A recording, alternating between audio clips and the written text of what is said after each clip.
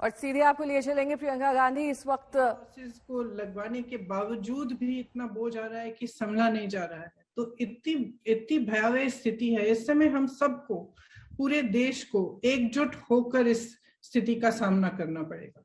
और चाहे किसी भी राजनीतिक पार्टी के हों, चाहे किसी भी व्यापार में कुछ भी हो, हर तरह से हमें मदद करनी चाहिए। हर जने को अपने स्तर पर जो भी वो कर सकता है किसी और की मदद करने के लिए, किसी और के लिए सपोर्ट बनने के लिए, वो हमें करना चाहिए।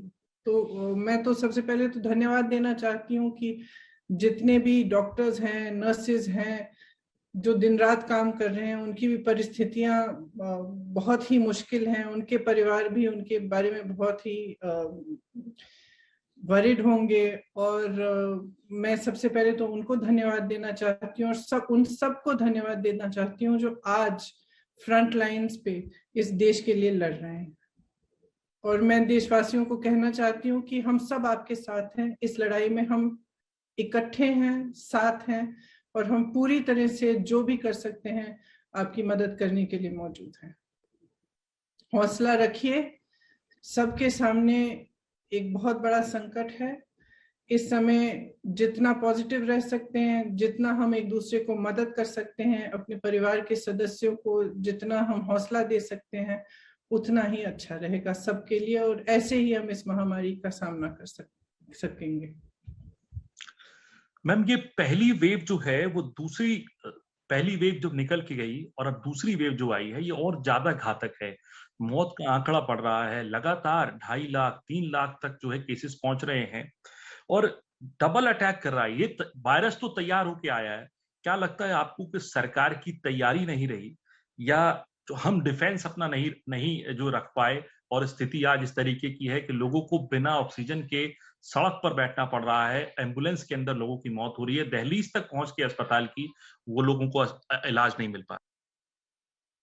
देखिए, आज देश भर से रिपोर्ट्स क्या आ रही हैं? हॉस्पिटल के बेड्स की कमी है, ऑक्सीजन की कमी है, रेमडेसिविर की कमी है, वेंटिलेटर्स की कमी है।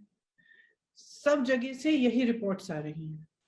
अब अगर हमने ठीक तरह से प्रेपरेशन किया होता, अगर हमने तैयारी की होती, तो फर्स्ट वेव और सेकंड वेव के बीच में हमारे पास कई महीने थे कि हम इसके लिए हम तैयारी कर सकते थे। कैसे? हमारा देश जो है ऑक्सीजन का सबसे बड़ा मैन्युफैक्चरर है। India's production capacity for oxygen is one of the largest in the world. फिर ऑक्सीजन की कमी क्यों हो रही है? क्योंकि उसको ट्रांसपोर्ट करने की सुविधा नहीं बनाई गई है। आपके पास 8-9 महीने थे, आपको मालूम था, आपके अपने सीरो सर्वेस कह रहे थे कि एक सेकंड वेव आने वाली है, आपने उसको इग्नोर किया।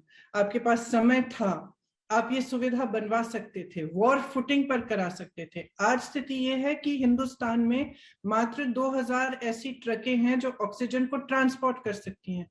तो आप समझ सकते हैं कि कितनी बड़ी त्रासदी ये है कि देश में ऑक्सीजन उपलब्ध है, लेकिन जहां पहुंचना चाहिए वहां पहुंच नहीं पा रहा है। आप रेमडेसिविर को देखिए। रेमडेसिविर आज एक एक जना मांग रहा है, ढूंढ रहा है कि कहां से मिलेगी, कैसे मिलेगी। 1.1 million remdesivir injections were exported.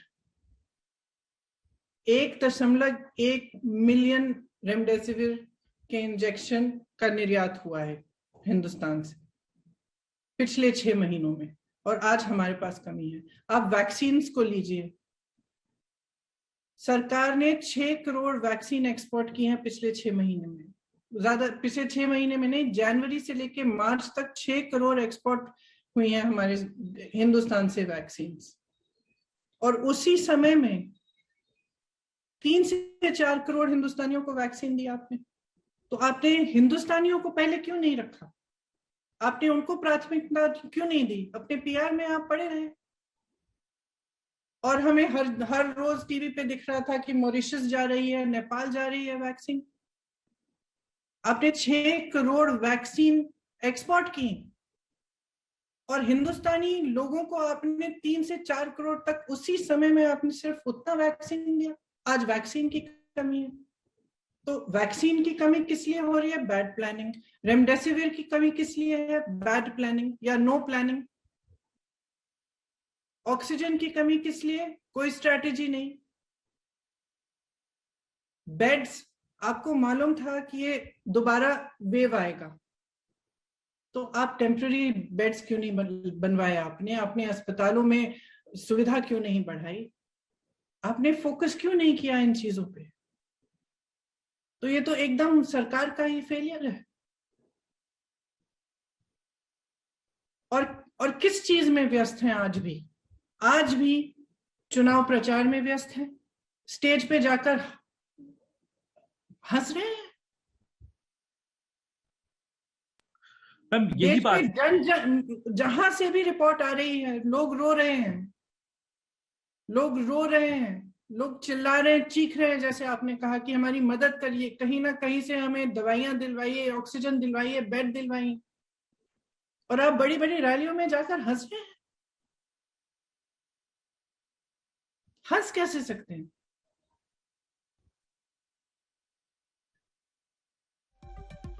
Ma'am यही मेरा सवाल है कि चुनावी रैलियों को क्यों नहीं कोरोना छू रहा है, या उन राज्यों में कैसे कह सकते हैं कि नहीं छू रहा है?